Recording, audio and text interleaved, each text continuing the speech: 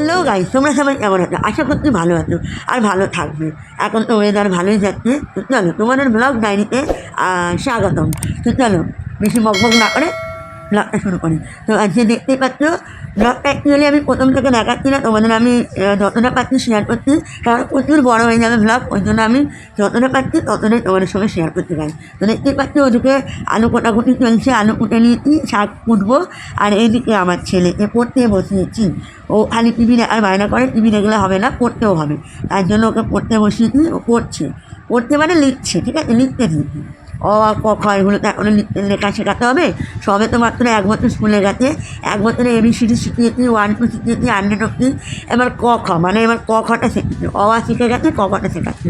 আর এদিকে আমার ঘরে সব কাজকর্ম হয়ে গেছে, তোমাদের সেটাই দেখালাম। আর ওদিকে আমার মেয়ে পুজো দিচ্ছে, তোমাদের দেখালাম বৃহস্পতিবারের পুজো।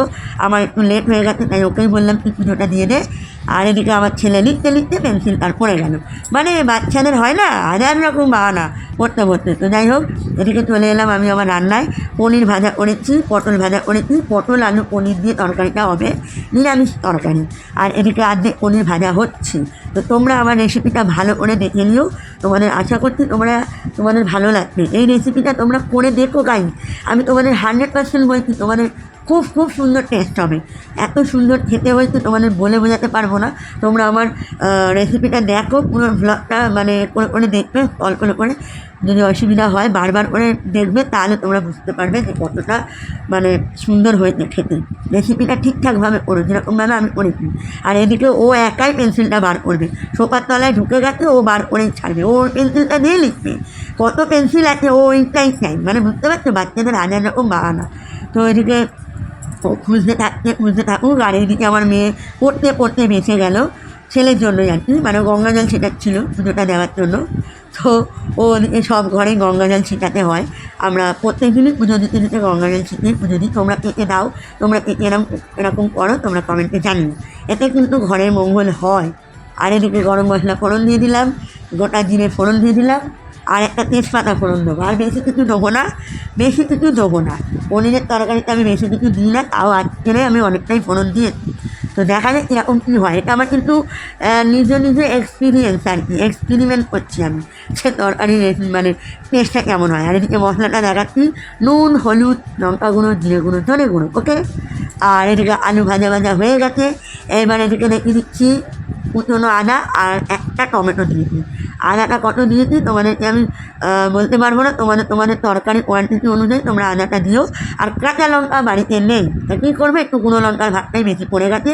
তো দেখতে পাচ্ছি সব মশলা দিয়ে দিলাম, দিয়ে ভালো করে এটাকে কিন্তু কষতে হবে। এবারে নিরামিষ তরকারি ভালো করে না কষলে কিন্তু ভালো লাগবে না। প্রথমে আলুটা দিয়ে ভালো করে মশলাটা একটু কষে নেবে, তারপরে পটল পনিরটা দেবো। তোমরা দেখতে থাকো রেসিপিটা। আর তোমাদের যদি আমার রেসিপিটা ভালো লাগে, আমার ব্লগটা ভালো লাগে, তো চ্যানেলে কমেন্ট করতে ভুলবে না, আর চ্যানেলটা ব্লগটা শেয়ার করতে ভুলবে না, আর যেটা ইম্পর্টেন্ট সাবস্ক্রাইবটা করতে ভুলবে না। গাইজ, আমি অত পাকাপোক্ত নই, আমি যতটা পারি আমি করছি। হ্যাঁ, তোমাদের ভালোবাসা সাপোর্ট থাকলে আমি নিশ্চয়ই এগোবো, একদিন না একদিন আমি হিট হবই। যেহেতু আমি হাউস ওয়াইফ, আমি নিজে চেষ্টা করছি। আমি কিন্তু অনেক কিছু শিখেছি, ঠকেই শিখেছি। তো যাই হোক, চলো বেশি বকবক না করে ফালতু। তো এই যে বাচ্চাটাকে দেখলে তো, ওই বাচ্চাটা আমাদের পাশের বাড়ির বাচ্চা, ও আমার ছেলের সঙ্গে মাঝে মাঝে খেলতে আসে। আর এদিকে দেখতে পাচ্ছি তরকারিতে কিন্তু আমি বেশি জল দিইনি, ওই মানে তরকারিটা চুবে যাবে ততটাই জল দেবে, বেশি জল দেবে না, তাহলে ভালো লাগবে না। আর এদিকে গুঁড়ো গরম মশলা দিয়ে দিলাম।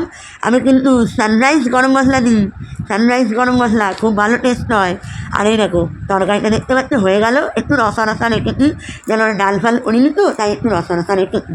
তো আর এদিকে শাক ভাজা হয়ে গেল। আর এইদিকে আমার দেরি হয়ে গেছে, 2:30 বাজে, আমার শাক ভাজা এখনও হয়ে ওঠেনি। থোড় ভাজতে আমি ভোর হয়ে গেছে আমার। তো এদিকে দেখতেই পাচ্ছি মেয়েকে খেতে দিয়ে দিয়েছি থোড় ভাজা শাক ভাজা দিয়ে। আর ছেলেকে শাক ভাজা দেওয়ার সময় পাইনি, তার আগেই ওকে আমি খেতে বসিয়ে দিয়েছিলাম, কারণ ও দেরি হয়ে যাচ্ছিলো। ওকে 2:20 খেতে বসিয়েছি, 2:30 বেজে গেছে, এখনও অবধি চলছে খাওয়া দাওয়া। তো কৃষ্ণা দেখতেও, তো তোমাদের ওটাই দেখালাম কোন দিকে তাকিয়ে আছে। আর এইদিকে হচ্ছে সন্ধ্যে 7:30 বাজে, আমি ওকে একটু ম্যাগি করে দিয়েছি, কারণ ও দুধ হরলিক্স খাবে না বললো। বললো মা একটু ম্যাগি খাবো। ম্যাগি আমি খুব একটা দিই না গাই, তোমরাও দিও না বাচ্চাদের খুব একটা ম্যাগি, তাও মাঝে মাঝে একটু মুখ টেস্টের জন্য দিতে হয়, তাই দিয়েছি। আর এদিকে দেখতে পাচ্ছি প্রদীপটা জ্বলছে, দেখেছো তো? লাইট কিন্তু অফ হয়ে গেছে, প্রদীপটা জ্বলছে। 8টা সাড়ে 8টা বাজে প্রদীপ জ্বলছে, মানে বুঝতে পারছো আমার মেয়ে কত ভক্তি করে পুজো দিয়েছে। আর এদিকে মেয়ে আলপনা দিয়েছে, দেখতে পেলে। আলপনাটা কেমন হচ্ছে তোমরা কমেন্টে জানিও, তাহলে একটু উৎসাহিত হবে, একটু ভালো লাগবে ওকে বলে দেবো আমি যে তোর আলপনাটা খুব ভালো লেগেছে রে, আমার বন্ধুরা বলেছে। আর এদিকে দেখো রাত্রির 12টা বাজে গাই, আমি কী ব্লগটা এন্ড করবো দেখো না, এরা মারামারি শুরু করেছে। আমি কখন ঘুমাবো তার ঠিক নেই, প্রত্যেক দিনে একটা বেজে যাচ্ছে শুতে, তখন কি আমি ব্লগ এন্ড করবো বলো? তো দেখতেই পাচ্ছি এদের মারামারি চলতে থাকুক। তো তোমাদের যদি আমার ভিডিওটা ভালো লেগে থাকে তোমরা কিন্তু যেটা বললাম সেটা করে দিও গাই। তো আজকের মতন এইরকম ব্লগটা এন্ড করলাম। আমার মেয়ে নামেই বড়, সে ছোটো ভাইয়ের সঙ্গে এইভাবেই মারামারি করে, কী আর বলবো। তো এদিকে তো এদের মারামারি চলতে থাকবে। তোমাদের যদি আমার ব্লগটা ভালো লেগে থাকে তাহলে চ্যানেলে সাবস্ক্রাইব, লাইক, শেয়ার, কমেন্ট করতে ভুলো না। Tata guys.